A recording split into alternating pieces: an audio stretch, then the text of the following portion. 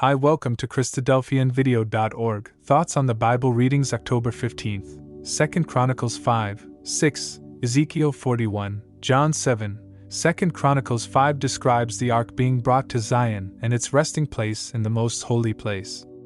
The final picture of immortality, the cherubim, represents the unity of believers with their Lord, as it was made out of the same piece of gold and perpetually recognizing his sacrifice and glory. The choir praises the chesed, i.e. the lovingkindness of Yahweh. Chapter 6 describes Solomon's prayer at the dedication of the house. Note the humility of Solomon as he offers his prayer and the repetition of the phrase, "Here in heaven, your dwelling place." No physical house can contain our magnificent sovereign.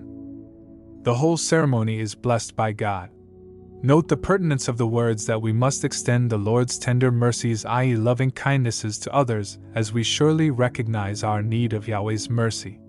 Punishment would be brought to Israel for their disobedience to their sovereign to bring the nation back to God. Once again, there is an allusion to Psalm 132. Ezekiel 41 tells us of the inner temple and the folding double-leaved doors.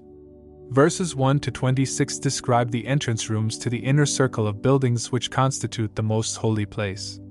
Readers are encouraged to consider the writings of Henry Sulley, an architect from Nottingham, on Ezekiel chapters 40 to 48 in his book titled The Temple of Ezekiel's Prophecy. Palm trees and cherubic figures are to be found in the vestibules of the most holy place. Ezekiel's enthusiasm was heightened by the coming visionof, the future house of prayer for all nations. May our contemplation of this glorious day likewise enliven our hope and desire to likewise be there. John 7 records an unannounced visit of Jesus to Jerusalem at the Feast of Booths, i.e. Tabernacles.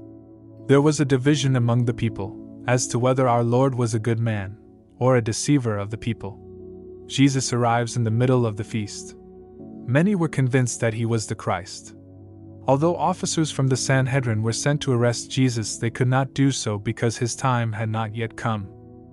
Jesus prophesied to them of his ascent to heaven and the giving of the Holy Spirit. Some said that this was the prophet like Moses. Others rejected this idea just because our Lord was from Galilee. Jesus, just like Jonah, also from Gath-Hepher in Galilee, told his audience to consider the sign of the prophet Jonah. We have seen in our earlier studies that the sign had many levels of significance and spoke primarily both of Jesus' resurrection and witnessing.